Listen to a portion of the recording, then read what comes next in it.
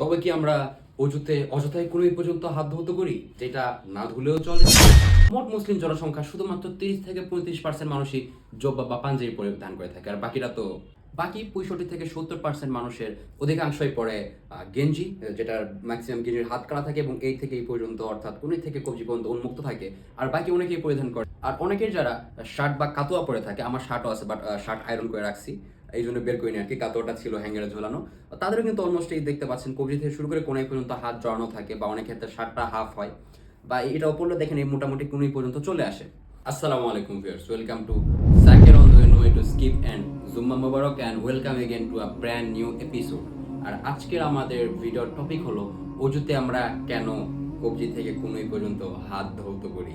আর যদি জুব্বা পরে থাকি, যদি আমার হাত পরিষ্কার থাকে, যদি ময়লা না হয়, তাহলে ধৌত করার পেছনে কারণটাই বা কি। তো চলুন আর কথা না বলে শুরু করা যাক আজকের ভিডিওর ওয়েট। শুরু করার আগে বলে দিচ্ছি, ভিডিওটা like, share and subscribe must be. বিশ্বে মোট মুসলমানদের সংখ্যা 2 বিলিয়ন, যার মধ্যে কিনা 30 থেকে 35% মানুষ সর্বদা বা উৎসব কেন্দ্র করে জব্বা এবং পাঞ্জাবি পরে থাকে। আর এই জব্বা এবং পাঞ্জাবি পরার কারণে কি হয়, আমাদের শরীর আবৃত থাকে এবং হাতের কবজি থেকে কোনো পর্যন্ত আবৃত থাকে, যার কারণে আমাদের এই অংশটা কোনোভাবে ময়লা হয় না বা ময়লার সংস্পর্শে আসে না, যার কারণে আমাদের ধোয়ারও দরকার নেই। এমনটাই বলেছিলাম, তাই না? তবে কেনই বা অজুতে হাতের এখান থেকে শুরু করে এই পর্যন্ত, অর্থাৎ কোনো থেকে শুরু করে কবজি পর্যন্ত ধৌত করতে বলা হয়েছে? বাকি 65 থেকে 70% মানুষ যারা কিনা শার্ট বা গেঞ্জি পরতেছে, তাদের হাতের এই থেকে এই পর্যন্ত ফাঁকা থাকতেছে। এবং আমি যখনই যে কোনো কাজ করতে যাবো, সাপোজ আমি যদি বাইক রাইড করি অথবা স্টাডি করলে দেখবেন যে হাতের মধ্যে কলমের কালির দাগ লেগে যায়, এটা অবশ্য কবজির নিচে লাগে। এরপর হচ্ছে যদি বাইক রাইড করি, তাহলে সেক্ষেত্রে এগুলোতে আমার ডাস্ট লাগার সম্ভাবনা আছে। আমি কার ড্রাইভ করলে সেক্ষেত্রে যদি আমার এসি নষ্ট থাকে বা আমার উইন্ডশিল্ড খোলা থাকে, সেক্ষেত্রে কিন্তু আমার হাতে ডাস্ট লাগার সম্ভাবনা আছে। এছাড়াও যদি ঘর বাড়ি পরিষ্কার করি বা রান্না বাড়ি, এনি কাইন্ড অফ ওয়ার্ক আমি যেটাতে ইনক্লুড হবো, সেখান থেকে কিন্তু আমার এই থেকে এই পর্যন্ত ময়লা লাগার সম্ভাবনা আছে। তাহলে আমরা এখান থেকে বুঝতে পারি যে 30 থেকে 35% মানুষ জব্বা পরে থাকতেছে, শুধুমাত্র তাদের একটু সেফ থাকতেছে। আর বাকি 65 থেকে 70 যে হিউজ অ্যামাউন্টের মানুষ বা মুসলমান আছে, তাদের কিন্তু এখান থেকে এই পর্যন্ত ফাঁকাই থাকতেছে, এবং তাদের কিন্তু নামাজে দাঁড়ানোর পূর্বে বা পবিত্র হওয়ার কারণে এইখান থেকে এই পর্যন্ত ধরাটা কিন্তু লাজেমি হয়ে যায়। মূলত 621 খ্রিস্টাব্দে শুরু হয় নামাজের, অর্থাৎ আল্লাহর পক্ষ থেকে নবী করিম সাল্লাল্লাহু আলাইহি ওয়াসাল্লাম যখন মক্কা জীবনে ছিলেন, তখন আদেশ আছে নামাজ পড়ার। আর নামাজের পূর্ব শর্ত কি? অজু, তাহারাত, পবিত্রতা অর্জন করা। এবং এই সম্পর্কে আল্লাহ তাআলা সূরা মাইদার 5 এবং 6 নম্বর আয়াতে বলেছেন, হে মুমিনগণ, যখন তোমরা নামাজে দণ্ডায়মান হতে চাও বা দাঁড়াইতে চাও, তখন তোমরা অজু করো। এবং অজুতে কি করতে বলা হয়েছে? দু হাতের কোনোই পর্যন্ত ধৌত করতে বলা হয়েছে, মাথা মাসাহি করতে বলা হয়েছে, এবং দুই পায়ের টাকনু সহ ধৌত করতে বলা হয়েছে। এবং হাদিসে পাকে স্পষ্ট এসেছে যে যে ব্যক্তি অজু করে এবং দু হাতের কোনোই পর্যন্ত ধৌত করে, তার সকল হস্তের গুনাহদ্বয় ধুয়ে যায় এবং মাফ হয়ে যায়। এ ধরনের কথা বলা হয়েছে, যেটা কিনা 621 খ্রিস্টাব্দে অনেক আগে নামাজের প্রচলন হয়, এবং সেই সময় অজুর এই কথাটা চলে আসে, এবং অজুর এই যে ফিডব্যাকটা আছে এটাও চলে আসে। শুধুই কি তাই? শুধুমাত্র কি এই পর্যন্ত ধুলে গুনাহ মাফ হয়ে যাবে, এতটুকু কি ফ্যাসিলিটি, নাকি এর থেকে বড় কোনো ফ্যাসিলিটি আছে? চলুন জেনে নিই এই সম্পর্কে। বিজ্ঞান বলে হাতের কবজি থেকে কোণে পর্যন্ত ধোয়াতে এতে করে রক্ত সঞ্চালন ভালো থাকে। এবং বিজ্ঞান আরো বলে যে কাজ করার কারণে বা রোদের কারণে বা কর্মের কারণে হাতের এই কুনি থেকে শুরু করে কবজি পর্যন্ত সবচেয়ে বেশি ময়লা জমে, এবং এটা ধৌত করার মাধ্যমে এটা পরিষ্কার হয়।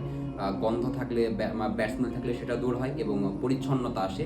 এবং ডিজিটাল মেডিসাইন্স বলতেছে যে হাতের এই যে কবজি থেকে শুরু করে কোনোই পর্যন্ত ধোয়ার মাধ্যমে হাত থেকে ব্যাকটেরিয়া দূর হয়, হাত পরিষ্কার পরিচ্ছন্ন হয়, রক্ত সঞ্চালন বৃদ্ধি পায়, এবং সব থেকে যে ইম্পর্টেন্ট বিষয়টা, মানসিক শান্তি পাওয়া যায়, মেন্টাল পিস বাড়ে এটার কারণে।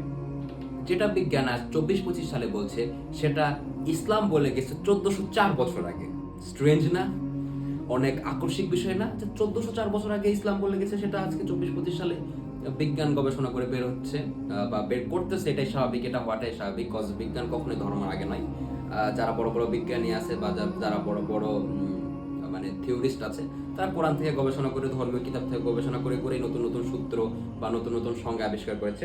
এটাই আমরা এখন পর্যন্ত দেখে আসতেছি, এবং ডক্টর মরিস বুখারীর ক্ষেত্রে আমরা সেটা দেখেছি। ডক্টর মরিস বুখারীর ভিডিও কিন্তু আমার ইউটিউব এবং ফেসবুকে দেওয়া আছে, আপনারা চাইলেই কিন্তু দেখে নিতে পারেন। আর এই জন্যই মূলত আল্লাহ তাআলা সূরা মাইদার মধ্যে একদম স্পষ্টভাবে উল্লেখ করে দিয়েছেন যে হাতের কবজি থেকে কনুই পর্যন্ত ধৌত করার কথা, এবং এটা ওযুর মধ্যে মাস্ট বি করতে হবে। এবং এখান থেকে আমরা বুঝতে পারি যে নবীদের আমলে, সাহাবীদের আমলে তখন কিন্তু শার্ট, গেঞ্জি এসব কিন্তু উদ্ভাবন হয় নাই, বা এরকম যে পোশাক উদ্ভাবন হবে তখন কিন্তু এরকম কোনো কল্পনাও আসে নাই। এরপরও আল্লাহ পাক রব্বুল ইজ্জাত, উনি যে আলা কুল্লি শাইইন কদির, উনি যে সবকিছু জানেন, এবং যে উনি যে মাস্টার মাইন্ড, যে মাস্টার প্ল্যান যে ওনার করা, এটা তার আয়াতগুলো পড়লে বা তার যে ওয়াকিয়াগুলো আছে, যিনি যেগুলো ঘটাইছেন যিনি, সেগুলো পড়লে কিন্তু দেখলে বোঝা যায় যে তিনি মাস্টার মাইন্ড, এবং তিনার প্রত্যেকটা কালাম এবং প্রত্যেকটা আমাদের জন্য যে শিক্ষাগুলো তিনি দিয়েছেন সবগুলোই কিন্তু ফিউচারিস্টিক। শুধু যে পাস্টে ঘটে গেছে পাস্টে শেষ, বা প্রেজেন্টে ঘটেছে প্রেজেন্টে শেষ, এমনটা না।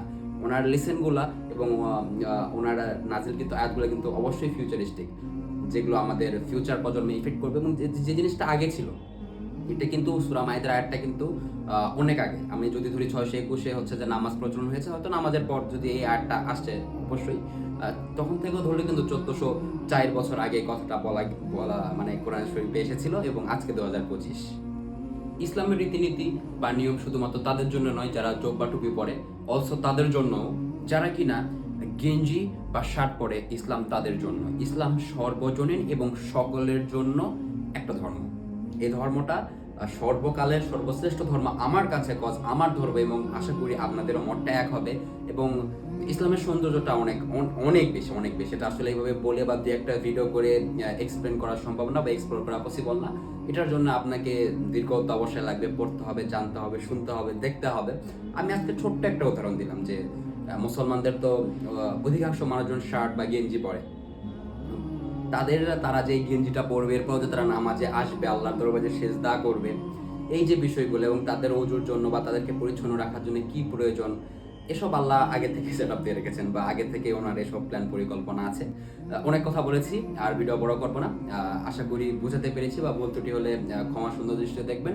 আর never forget to like, share and subscribe. Always stay tuned with Zakir on the way, no way to skip. See you in another video. জুম্মা মুবারক। আসসালামু আলাইকুম।